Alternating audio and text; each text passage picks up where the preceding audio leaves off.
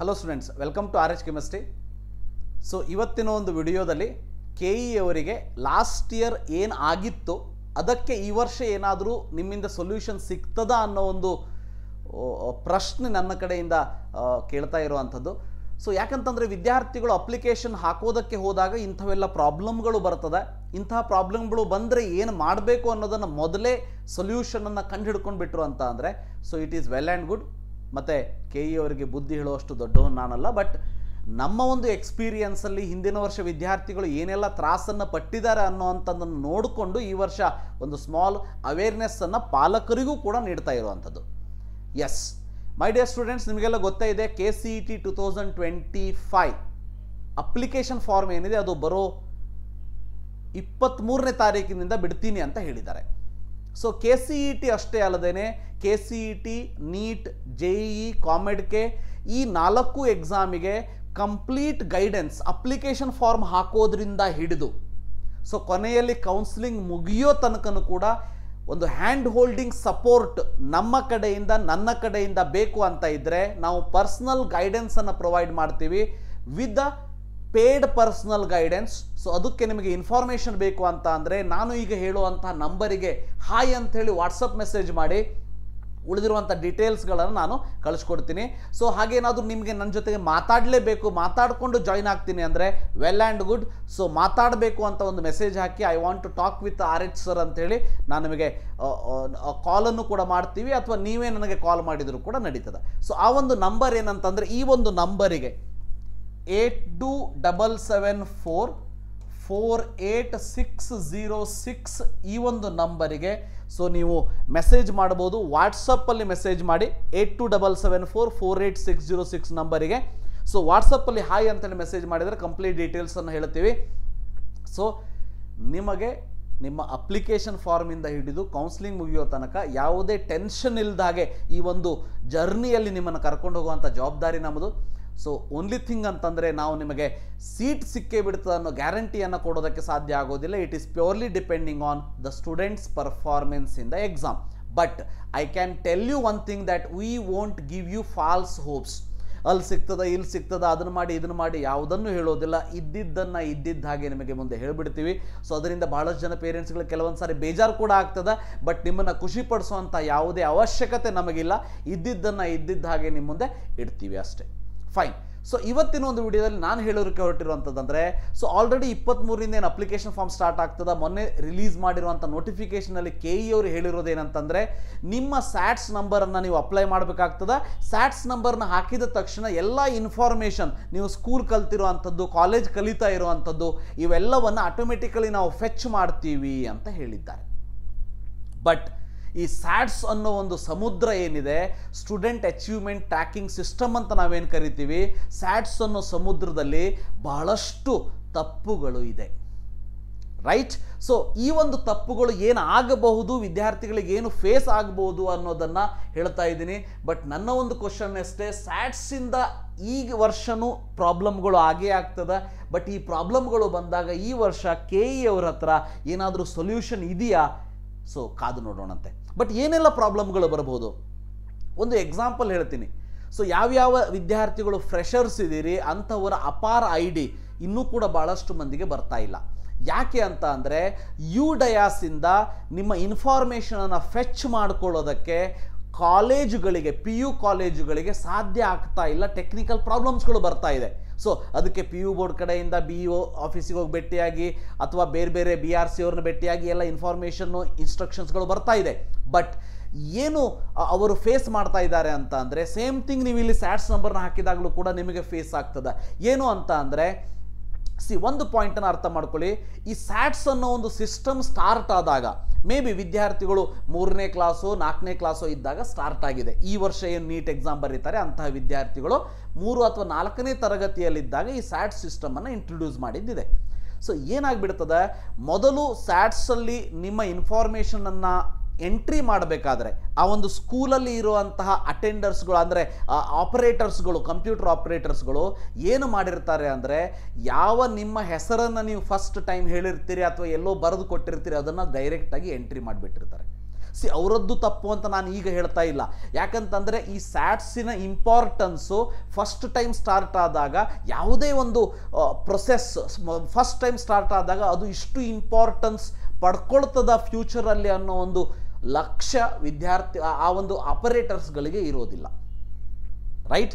So definitely ಮೊದಲನೇ ಸಾರಿ Aadhaar start ಆದಾಗಲೂ ಅದೇ ರೀತಿ ಇತ್ತು ಪ್ರಾಬ್ಲಮ್ಗಳು, ಹೌದಾ? ಸೊ ಆಧಾರ್ ಕಾರ್ಡ್ ಮಾಡಿಸ್ಕೊಳ್ಳುವಂಥ ಸಂದರ್ಭದಲ್ಲಿ ಇಷ್ಟೊಂದು ಫ್ಯೂಚರಲ್ಲಿ ನಿಮಗೇನಾದರೂ ಕನಸು ಬಿದ್ದಿತ್ತಾ ಈ ವರ್ಷ ನೀಟ್ ಎಕ್ಸಾಮಿಗೆ ಆಧಾರ್ ಕಾರ್ಡನ್ನು ಕಂಪಲ್ಸರಿ ಮಾಡ್ತಾರೆ, name of the student and date of birth 10th marks ಕಾರ್ಡಲ್ಲಿ ಇರೋ ಹಾಗೆ ಇರಬೇಕಂತೇಳಿ?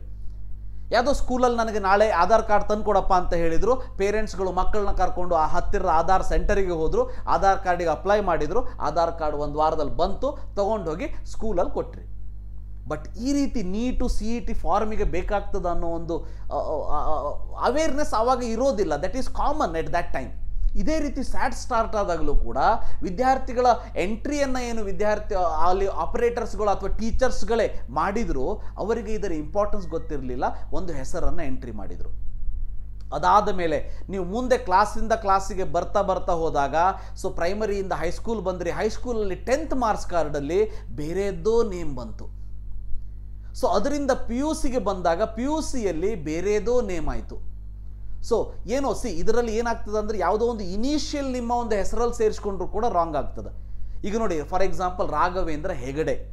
ಸೊ ರಾಘವೇಂದ್ರ ಎಲ್, ನನ್ನ ತಂದೆಯವರ ಇನಿಷಿಯಲ್ ಎಲ್ ಅಂತ ಇದೆ, ರಾಘವೇಂದ್ರ ಎಲ್ ಹೆಗಡೆ ಅಂತೇಳಿ 10th ಮಾರ್ಕ್ಸ್ ಕಾರ್ಡಲ್ಲಿ ಇರ್ತದೆ. ಬಟ್ ಫಸ್ಟ್ ಟೈಮ್ ಸ್ಯಾಟ್ಸಲ್ಲಿ ಎಂಟ್ರಿ ಮಾಡಬೇಕಾದ್ರೆ ರಾಘವೇಂದ್ರ ಹೆಗಡೆ ಅಂತ ಮಾಡಿಬಿಡ್ತಾರೆ. ಈಗ PU ಕಾಲೇಜಿನಲ್ಲಿ ನಿಮಗೆ ಅಪಾರ ಐಡಿಯನ್ನು ಕ್ರಿಯೇಟ್ ಮಾಡ್ಕೊಳ್ಬೇಕಾದ್ರೆ, ಅಥವಾ ಸ್ಯಾಟ್ಸ್ ನಂಬರನ್ನು ನೀವು ಈಗ ಅಪ್ಲಿಕೇಶನ್ ಹಾಕುವಂಥ ಸಂದರ್ಭದಲ್ಲಿ ಹಾಕಬೇಕಾದ್ರೆ, ಸೊ ಮಿಸ್ ಮ್ಯಾಚ್ ಅಂತ ತೋರಿಸ್ಬಿಡ್ತದೆ ಹೆಸರು.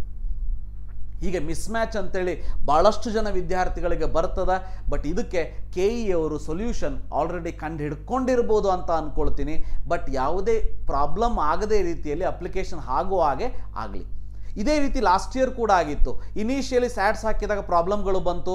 ಸೊ ಆವಾಗ ಇದ್ದಿದ್ದಂಥ ಹಳೆಯ ಡೈರೆಕ್ಟರ್ಗಳು, ಸೊ ಡೈರೆಕ್ಟರ್ ಮೇಡಮ್ ಏನು ಮಾಡಿದರು ಅಂತಂದರೆ, ಸ್ವಲ್ಪ ದಿನ ಆದಮೇಲೆ ಸ್ಯಾಟ್ಸ್ ಕಂಪಲ್ಸರಿ ಅನ್ನೋದನ್ನು ರಿಮೂವ್ ಮಾಡಿದರು. ವಿದೌಟ್ ಸ್ಯಾಟ್ಸ್ ಕೂಡ ನೀವು ಅಪ್ಲಿಕೇಶನ್ ಹಾಕ್ಬೋದು ಅಂಥೇಳಿ ಹಾಕ್ಕೊಳ್ತಾ ಬಂದರು.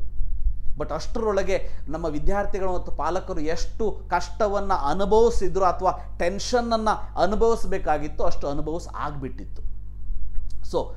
ಸೊ ಈ ರೀತಿಯಾಗಿ ಸ್ಯಾಟ್ಸಲ್ಲಿ ಪ್ರಾಬ್ಲಮ್ಗಳಿವೆ. ಬಟ್ ಈ ರೀತಿ ಬಂದಾಗ ಸ್ಕೂಲಲ್ಲಿ ಹೋಗಿ ಸ್ಯಾಟ್ಸಲ್ಲಿ ಸರ್ ಡೀಟೇಲ್ಸ್ ಚೇಂಜ್ ಮಾಡಬೇಕು ಅಂತಂದರೆ ಸ್ಕೂಲ್ದವರು BO ಆಫೀಸಿಗೆ ಕಳಿಸ್ತಿದ್ರು. BO ಆಫೀಸರ್ ನಮ್ಗೆ ಗೊತ್ತೇ ಇಲ್ಲ ಅಂತೇಳಿ ಸ್ಕೂಲಿಗೆ ಕಳಿಸ್ಕೊಡ್ತಿದ್ರು. ಮತ್ತು ಹೈಯರ್ ಅಫಿಷಿಯಲ್ಸ್ ಬೆಂಗಳೂರಿಗೆ ಕೂಡ ಹೋಗಿ ಆಫೀಸಿಗೆ ಹೋಗಿ ಅಲ್ದಾಡಿರುವಂಥ ಉದಾಹರಣೆಗಳು ಪಾಲಕರದ್ದು ಇದೆ ಲಾಸ್ಟ್ ಇಯರ್. ಈ ರೀತಿ ಪ್ರಾಬ್ಲಮ್ಗಳು ಈ ವರ್ಷ ಸ್ಯಾಟ್ಸಲ್ಲಿ ಆಗದೇ ಇರಲಿ. ಬಟ್ ಸ್ಯಾಟ್ಸಲ್ಲಿ ಪ್ರಾಬ್ಲಮ್ ಅಂತೂ ಇದ್ದೇ ಇದೆ, ಅದರಲ್ಲಿ ಎರಡು ಡೌಟೇ ಇಲ್ಲ. ಬಟ್ ಈ ರೀತಿ ಪ್ರಾಬ್ಲಮ್ ಬಂದಾಗ, ನೇಮ್ ಮಿಸ್ ಮ್ಯಾಚ್ ಅಂತ ಬಂದಾಗ, ಅಥವಾ ನಿಮ್ಮ ಸ್ಕೂಲ್ ಡೀಟೇಲ್ಗಳು ಮಿಸ್ ಮ್ಯಾಚ್ ಅಂತ ಬಂದಾಗ, ಸೊ ಏನು ಮಾಡಬೇಕು ಅನ್ನೋದನ್ನು ಕ್ಲಿಯರ್ ಕಟ್ಟಾಗಿ ವಿದ್ಯಾರ್ಥಿಗಳಿಗೆ ಈ ವರ್ಷ KE ಅವರು ತಿಳಿಸೋ ಹಾಗಾಗಲಿ. ಸೊ ತಮ್ಮ ಒಂದು ಬ್ರೋಷರ್ದಲ್ಲಿ ಬೇಕಾದ್ರೆ ಆ್ಯಡ್ ಮಾಡಲಿ, ಈ ರೀತಿ ಪ್ರಾಬ್ಲಮ್ಗಳು ಬರ್ಬೋದು, ಈ ರೀತಿ ಬಂದರೆ ಏನು ಮಾಡಬೇಕು. ಯಾವುದೇ ವಿದ್ಯಾರ್ಥಿಗಳು ಟೆನ್ಷನ್ ಮಾಡ್ಕೊಳ್ಳೋ ಅವಶ್ಯಕತೆ ಇಲ್ಲ, ಪ್ಯಾನಿಕ್ ಆಗೋ ಅವಶ್ಯಕತೆ ಇಲ್ಲ. ಯಾಕಂದರೆ ವಿದ್ಯಾರ್ಥಿಗಳು ಮತ್ತು ಪಾಲಕರು ಈಗ ನೋಡಿ, ಆಲ್ರೆಡಿ ವಿದ್ಯಾರ್ಥಿಗಳಿಗೆ KE ಅಪ್ಲಿಕೇಶನ್ ರಿಲೀಸ್ ಆಗಿರೋದೇ ಲೇಟ್ ಆಗಿದೆ. ಯಾಕಂದರೆ ಎಲ್ಲ ವಿದ್ಯಾರ್ಥಿಗಳು ಈಗ ತಮ್ಮ ಒಂದು ಪ್ರಿಪ್ರೇಟರಿ ಎಕ್ಸಾಮ್ ಬರೆಯೋದ್ರಲ್ಲಿ ಬ್ಯುಸಿ ಇದ್ದಾರೆ. ಇದಾದ ಮೇಲೆ ಪ್ರಾಕ್ಟಿಕಲ್ ಎಕ್ಸಾಮ್ ಸ್ಟಾರ್ಟ್ ಆಗ್ತದೆ, ಆ್ಯನ್ಯುವಲ್ ಪ್ರಾಕ್ಟಿಕಲು. ಅಂದರೆ ಇವರ ಅಪ್ಲಿಕೇಶನ್ ಫಾರ್ಮ್ ಮುಗಿಯುವಂಥ ಸಂದರ್ಭ ಕರೆಕ್ಟಾಗಿ ಪ್ರಾಕ್ಟಿಕಲ್ ಎಕ್ಸಾಮ್ ಮುಗಿಯುವಂಥ ಸಂದರ್ಭ ಸೇಮ್ ಆಗಿಬಿಡ್ತದೆ. ಸೊ ಅಂದರೆ ಈಗ ಯಾವುದೋ ಒಂದು ಡಾಕ್ಯುಮೆಂಟ್ಸ್ ಇಲ್ಲ ಅಂದಾಗ ಬೇರೆ ಬೇರೆ ಆಫೀಸಿಗೆ ಅಥವಾ ಸ್ಕೂಲ್ಗಳಿಗೆ ಈಗ ಅಡ್ಡಾಡ್ಕೋದು ಕೂತ್ಕೊಳ್ಳೋದಕ್ಕೂ ಟೈಮ್ ಇರೋದಿಲ್ಲ. ಅದಕ್ಕೆ ನಾನು ಅನ್ಕೋತೀನಿ ವಿದ್ಯಾರ್ಥಿಗಳು ಮತ್ತು ಪಾಲಕರು ಎಲ್ಲ ಡಾಕ್ಯುಮೆಂಟ್ಸ್ನ ರೆಡಿ ಮಾಡ್ಕೊಂಡಿರಬೇಕು. ಮತ್ತು ಮುಂದಿನ ಒಂದು ವಿಡಿಯೋದಲ್ಲಿ ಯಾವ್ಯಾವ ಡಾಕ್ಯುಮೆಂಟ್ಸ್ ಬೇಕು ಅನ್ನೋದನ್ನು ಡೀಟೇಲ್ ಆಗಿ ಹೇಳ್ತೀನಿ.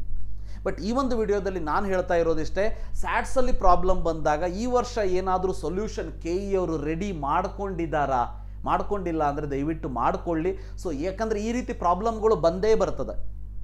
ಒಂದು ಎಕ್ಸಾಂಪಲ್ ಹೇಳ್ತೀನಿ, ಲಾಸ್ಟ್ ಇಯರ್ ವಿದ್ಯಾರ್ಥಿಯದ್ದು ಒಂದು ಎಕ್ಸಾಂಪಲ್ ಹೇಳ್ತೀನಿ ನೋಡಿ. ನೀವು ಹೇಳ್ಬೋದು ಸರ್ ಹೆಂಗೆ ಮಿಸ್ಟೇಕ್ ಆಗಿರ್ತದೆ. ಯಾಕಂದರೆ ಆ ಸಂದರ್ಭದಲ್ಲಿ ಆ ಒಂದು ನಾನು ಹೇಳಿದ್ನಲ್ಲ, ಆ ಅವೇರ್ನೆಸ್ ಅಲ್ಲಿ ಇದ್ದಿರಲಿಲ್ಲ ಆ ಎಂಟ್ರಿ ಮಾಡಬೇಕಾದ್ರೆ. ಒಂದು ಸಿಂಪಲ್ ಎಕ್ಸಾಂಪಲ್ ಹೇಳ್ತೀನಿ, ಸೊ ನಿಮಗೆಲ್ಲ ನಗು ಬರ್ತದೆ ನೋಡಿ. ಈ ಒಬ್ಬ ವಿದ್ಯಾರ್ಥಿ ಲಾಸ್ಟ್ ಇಯರ್ ಒಬ್ಬ ವಿದ್ಯಾರ್ಥಿ 3rd ಸ್ಟ್ಯಾಂಡರ್ಡ್ ಏನಿದೆ, ಇದು ನೋಡಿ 3rd ಸ್ಟ್ಯಾಂಡರ್ಡ್ ಏನಿದೆ, ಇದು ನಿಮಗೆ ಕಾಣಿಸ್ತಾ ಇಲ್ಲ ಅಂದರೆ ನಾನು ಇದು ಕ್ಲಾಸ್ ಇದು, ಆ್ಯಕ್ಚುಲಿ ಕ್ಲಾಸ್ ಇದು. So 3rd standard, 5th standard, 6th standard 7th standard 8th 9th 10th ಅಂತ ಇದೆ. ಈ ರೀತಿ ಇದೆ ನೋಡಿ. ಇಲ್ಲಿ ಮಿಸ್ಟೇಕ್ ಏನಾಗಿತ್ತು ಸ್ಯಾಟ್ಸಲ್ಲಿ ಎಂಟ್ರಿ ಮಾಡಬೇಕಾದ್ರೆ ಅಂತ ಅಂದರೆ, ನಿಮಗೆ 3rd ಸ್ಟ್ಯಾಂಡರ್ಡ್ ಇಲ್ಲಿ ಕಾಣಿಸ್ತಾ ಇದೆ 2016 ಪಾಸ್ ಆಗಿತ್ತು ಈ ಒಂದು ವಿದ್ಯಾರ್ಥಿ. ನೋಡಿ 5th ಸ್ಟ್ಯಾಂಡರ್ಡು 2017 ಪಾಸ್ ಆಗಿದೆ ಅಂತ ಬಂದ್ಬಿಡ್ತು. ಮಿಸ್ಟೇಕ್ ಏನಾಗಿದೆ ಅರ್ಥ ಆಯ್ತಾ ನಿಮಗೆ? ನೋಡಿ 3rd ಸ್ಟ್ಯಾಂಡರ್ಡ್ 2016 ಇದ್ರೆ 4th ಸ್ಟ್ಯಾಂಡರ್ಡ್ 2017 ಬರಬೇಕಲ್ವಾ, ಅಥವಾ 5th ಸ್ಟ್ಯಾಂಡರ್ಡ್ ಬಂದರೆ 2018 ಬರಬೇಕಲ್ವಾ? ಅಂದರೆ ಒಂದೇ ವರ್ಷದಲ್ಲಿ 2 ಕ್ಲಾಸ್ ಹೆಂಗೆ ಜಂಪ್ ಮಾಡ್ತಾನೆ ಈ ವಿದ್ಯಾರ್ಥಿ? ಬಟ್ ಈ ರೀತಿ ಪ್ರಾಬ್ಲಮ್ಗಳು ಸ್ಯಾಟ್ಸಲ್ಲಿ ಲಾಸ್ಟ್ ಇಯರ್ ಪೇರೆಂಟ್ಸ್ಗಳು ಫೇಸ್ ಮಾಡಿದ್ದಿದೆ, ಅದಕ್ಕಾಗಿ ಹೇಳ್ತಾ ಇದ್ದೀನಿ, ಗೊತ್ತಿರಲಿ. ಸೊ ನೋಡಿ 6th 2018, 7 2019, 8 2020, 10th 2022. 10th 2022 ಕರೆಕ್ಟ್ ಆಗಿಬಿಡ್ತು. ಇಲ್ಲಿ ಏನು ಮಿಸ್ಟೇಕ್ ಆಗಿತ್ತು ಅಂತ ಅಂದರೆ, ಆ್ಯಕ್ಚುಲಿ ಇಲ್ಲಿ ಇದು 3rd ಬದಲಿಗೆ 4th ಸ್ಟ್ಯಾಂಡರ್ಡ್ ಅಂತ ಕೊಡಬೇಕಿತ್ತು ಅವರು. ಅಂದರೆ ಸ್ಯಾಟ್ಸಿಂದ ಎಂಟರ್ ಮಾಡಿದಾಗ ಈ ಗ್ರೀನ್ ಅಂಕ್ ಏನು ಬರ್ತದೆ, ಗ್ರೀನ್ ಲೆಟರ್ ಅಂದರೆ ಗ್ರೀನ್ ಸಿಂಬಾಲ್, ಗ್ರೀನ್ ಟಿಕ್ ಏನು ಬರ್ತದೆ, ಇದರ ಮೀನಿಂಗ್ ಏನಂದರೆ ಇದು ಆಟೋಮೆಟಿಕಲಿ ಸಾಫ್ಟ್ವೇರಿಂದ ಫೆಚ್ ಆಗಿರೋದು. ನೀವು ಹೇಳ್ಬೋದು ಸರ್ ಅದನ್ನು ಡಿಲೀಟ್ ಮಾಡಿ ಬೇರೆದು ಎಂಟ್ರಿ ಮಾಡ್ಬೋದಲ್ವಾ? ಎಂಟ್ರಿ ಮಾಡೋದಕ್ಕೆ ಬಿಡೋದೇ ಇಲ್ಲ KE ಸಾಫ್ಟ್ವೇರು. ಸೊ ಈ ಸಂದರ್ಭದಲ್ಲಿ ಬಹಳಷ್ಟು ಸಾರಿ ಲಾಸ್ಟ್ ಇಯರ್ ಒಂದು ಗ್ರೀವಿಯನ್ಸ್ ಪೋರ್ಟಲ್ ಅಂತ ಕೊಟ್ಟಿದ್ರು, ಬಹಳ ಒಳ್ಳೆ ಕೆಲಸ ಮಾಡಿದ್ರು KE ಅವರು. ಗ್ರೀವಿಯನ್ಸ್ ಪೋರ್ಟಲಲ್ಲಿ ಈ ರೀತಿ ಪ್ರಾಬ್ಲಮ್ಗಳನ್ನು ಹಾಕಿದಾಗ ಬಹಳಷ್ಟು ಪ್ರಾಬ್ಲಮ್ಗಳು ಸಾಲ್ವ್ ಆಗಿತ್ತು. ಬಟ್ ಇಂತಹ ಕೆಲವೊಂದಷ್ಟು ಪ್ರಾಬ್ಲಮ್ಗಳಿಗೆ ಸೊಲ್ಯೂಷನ್ ಸಿಗಲೇ ಇಲ್ಲ ಕೊನೆವರೆಗೂ. ಅದಾದ ಮೇಲೆ ಈ ವಿದ್ಯಾರ್ಥಿಯ ಪಾಲಕರು ಸ್ವಲ್ಪ ರಾಜಕೀಯವಾಗಿ ಹೋಲ್ಡ್ ಇದ್ದರು. ಅವರು ತಮ್ಮ ಒಂದು ಪ್ರಭಾವವನ್ನು ಬಳಸ್ಕೊಂಡು ಬೆಂಗಳೂರು ಆ ಒಂದು SLC ಬೋರ್ಡಿಗೆ ಹೋಗ್ಬಿಟ್ಟು ಅಲ್ಲಿ ಕೂತ್ಕೊಂಡು ಅಲ್ಲಿ ಅವ್ರನ್ನೆಲ್ಲ ಭೇಟಿಯಾಗಿ ರಾತ್ರಿ ತನಕ ಕೂತ್ಕೊಂಡು ಕರೆಕ್ಷನ್ ಮಾಡ್ಕೊಂಡು ಬಂದಿರುವಂಥದ್ದಿದೆ. ಅದಾದ ಮೇಲೆ ಅಪ್ಲಿಕೇಶನ್ ಹಾಕೋದಕ್ಕೆ ಸಾಧ್ಯ ಆಯಿತು, ರೈಟ್? ಸೊ ಈ ರೀತಿ ಆಗ್ತಾ ಹೋಗ್ತದೆ ನೋಡಿ. ಇದೇ ಒಂದು ಎಕ್ಸಾಂಪಲ್ ಹೇಳಿದೆ ನಾನು ನಿಮಗೆ. ಇದು ಆ್ಯಕ್ಚುಲಿ 4th ಸ್ಟ್ಯಾಂಡರ್ಡ್ 2016 ಪಾಸ್ ಆಗಬೇಕಿತ್ತು. ಯಾಕಂದರೆ ಈ ವಿದ್ಯಾರ್ಥಿ last year 2nd PUC pass ಅಂದರೆ 2022ದಲ್ಲಿ 10th ಪಾಸ್ ಕರೆಕ್ಟ್ ಇದೆ, ಅಂದರೆ 5th ಕೂಡ ಕರೆಕ್ಟ್ ಇದೆ. ಬಟ್ ಇದು 4th ಸ್ಟ್ಯಾಂಡರ್ಡ್ 2016 ಆಗಬೇಕಿತ್ತು. ಸೊ ಇಲ್ಲಿ ನೋಡಿ 1 to 3, 1 to 2 ನಾವು ಎಂಟ್ರಿ ಮಾಡಿದ್ವಿ. 3rd ಎಂಟ್ರಿ ಮಾಡಬೇಕು ಅಂತ ಬಂದರೆ ಬರಲೇ ಇಲ್ಲ, ಎಂಟ್ರಿ ಮಾಡಲಿಕ್ಕೆ ಬರಲಿಲ್ಲ. ಯಾಕಂದ್ರೆ ಆಲ್ರೆಡಿ 3rd ಸ್ಟ್ಯಾಂಡರ್ಡ್ 2016 ಬಂದುಬಿಟ್ಟಿತ್ತು. ಅಂದರೆ ಇದೇನಾಗಿದೆ, ಸಿಂಪಲ್ ಆಗಿ ಯಾರು 4th ಸ್ಟ್ಯಾಂಡರ್ಡಿಗೆ ಎಂಟ್ರಿ ಮಾಡಬೇಕಿತ್ತು ಆವಾಗ ಅವ್ರು ಏನು ಮಾಡಿದರು, 3rd ಸ್ಟ್ಯಾಂಡರ್ಡ್ 2016 ಎಂಟರ್ ಮಾಡಿದರು, 5th ಸ್ಟ್ಯಾಂಡರ್ಡ್ 2017 ಎಂಟರ್ ಮಾಡಿದರು. ಅದೇ ಕಂಟಿನ್ಯೂ ಹಾಕೋದು ಬಂದ್ಬಿಡ್ತು. ಇದು ಸ್ಕೂಲ್ ಲೆವೆಲಲ್ಲಿ ಎಂಟ್ರಿಯನ್ನು ಮಾಡಬೇಕಾದ್ರೆ ಆಗಿರುವಂತಹ ಸಮಸ್ಯೆ. ಈ ಸಮಸ್ಯೆ ಈಗ ನಮಗೆ ಮುಂದಕ್ಕೆ ಬಂತು, ಅಂದರೆ ನಮಗೆ ಗೊತ್ತಾಯಿತು. ಈ ಸಮಸ್ಯೆ ಗೊತ್ತಾದ ಮೇಲೆ ಇಮ್ಮಿಡಿಯೇಟ್ ಆಗಿ KE ಅವ್ರ ಹತ್ರ ಸೊಲ್ಯೂಷನ್ ಇರಲಿಲ್ಲ. ಯಾಕಂತಂದರೆ ಇಲ್ಲೆಲ್ಲೂ ನಮಗೆ ಎಡಿಟ್ ಆಪ್ಷನನ್ನು ಕೊಟ್ಟಿರಲಿಲ್ಲ.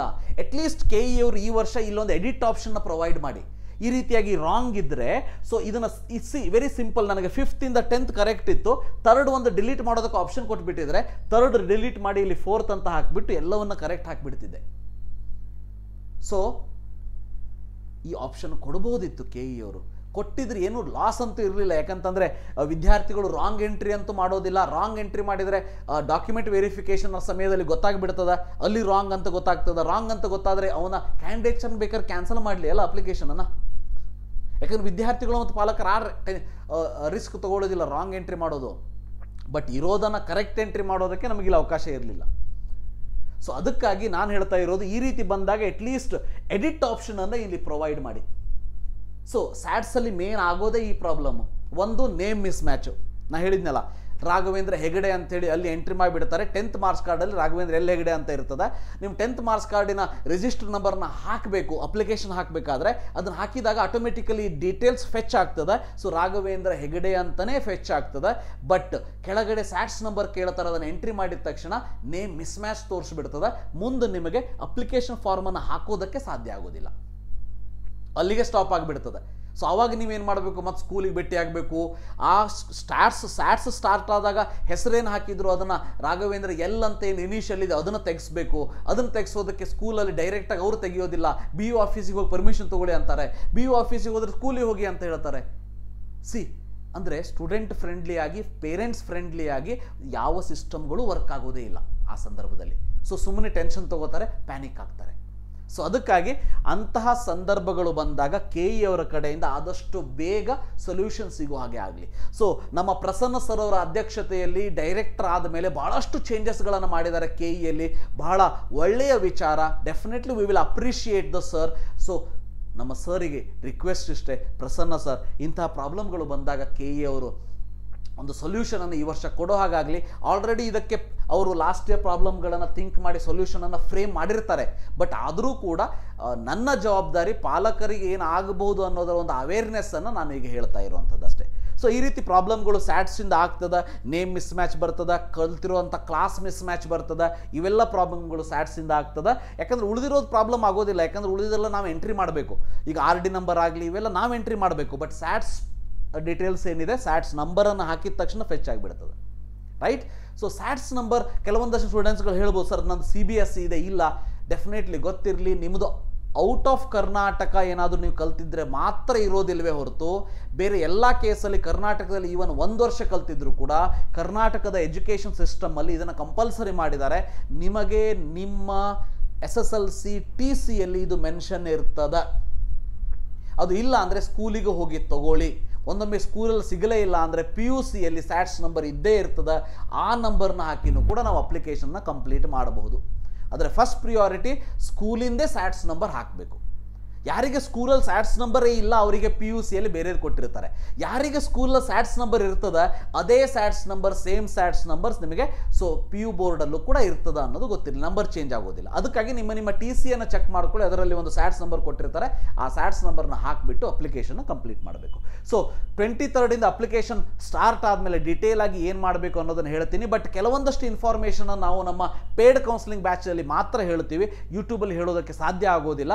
ಸೊ ಅದು ಬೇಕು ಅಂತ ಅಂದರೆ ನನ್ನ ಒಂದು ಪೇಯ್ಡ್ ಕೌನ್ಸಿಲಿಂಗ್ ಬ್ಯಾಚನ್ನು ಜಾಯಿನ್ ಆಗಿ. ಸೊ ನಾವು ಸಾರಥಿ ಪ್ಲಸ್ ಬ್ಯಾಚ್ ಅಂತ ಮಾಡ್ತೀವಿ, ಕಂಪ್ಲೀಟ್ ಆನ್ಲೈನ್ ಗೈಡೆನ್ಸ್ ಜೊತೆಗೆ ಕಂಪ್ಲೀಟ್ ಪ್ರೊಸೀಜರ್ ನಾವು ಮಾಡಿಕೊಡ್ತೀವಿ. ಸಾರಥಿ ಬ್ಯಾಚ್ ಅಂತ ಮಾಡ್ತೀವಿ, ಅದರಲ್ಲಿ ಆನ್ಲೈನ್ ಗೈಡೆನ್ಸ್ ಅಷ್ಟೇ ಇರ್ತದೆ. ಪೇರೆಂಟ್ಸ್ ಅಥವಾ ಸ್ಟೂಡೆಂಟ್ಸ್ಗಳು ಪ್ರೊಸೀಜರ್ನ ಮಾಡ್ಕೋಬೇಕು, ಬಟ್ ನಮ್ಮ guidance up to complete admission ಆಗೋ ತನಕನೂ ಕೂಡ ನಿಮಗೆ ಇರ್ತದೆ, ರೈಟ್? ಸೊ ನನ್ನ ಎಕ್ಸ್ಪೀರಿಯನ್ಸ್ ಏನು ಈ ಫೀಲ್ಡಲ್ಲಿ ಅನ್ನೋದು ನಿಮಗೆ ಗೊತ್ತಿಲ್ಲ ಅಂದರೆ ನನ್ನ ಹಳೆಯ ವಿಡಿಯೋಗಳನ್ನ ನೋಡಿ. ಬಟ್ ನಾವು ಏನು ಹೇಳ್ತೀವಿ ಅದನ್ನು ಪ್ರಾಮಾಣಿಕವಾಗಿ ಹೇಳ್ತೀವಿ ಮತ್ತು ಮಾಡ್ತೀವಿ ಅಂತ ಹೇಳ್ತಾ ಈ ಒಂದು ವಿಡಿಯೋನ ಇಲ್ಲೇ ಮುಗಿಸ್ತೀನಿ. ಸೊ ಸ್ಯಾಟ್ಸ್ ಅವರಿಂದ ಸ್ಯಾಟ್ಸಲ್ಲಿ ಆಗುವಂಥ ಪ್ರಾಬ್ಲಮ್ಗಳಿಗೆ KE ಅವ್ರ ಕಡೆಯಿಂದ ಈ ವರ್ಷ ಸೊಲ್ಯೂಷನ್ ಆದಷ್ಟು ಬೇಗ ಸಿಗಲಿ. ಪ್ಲಸ್ ವಿದ್ಯಾರ್ಥಿಗಳು ಮತ್ತು ಪಾಲಕರು ಯಾವುದೇ ಟೆನ್ಷನನ್ನು ತಗೊಳ್ಳೋದೇನೆ ಅಪ್ಲಿಕೇಶನ್ ಫಾರ್ಮನ್ನು ಕಂಪ್ಲೀಟ್ ಮಾಡೋ ಹಾಗೆ ಆಗಲಿ ಅಂತ ಹೇಳ್ತಾ ಈ ಒಂದು ವಿಡಿಯೋನ ಇಲ್ಲೇ ಮುಗಿಸ್ತೀನಿ. Thank you. Have a nice day.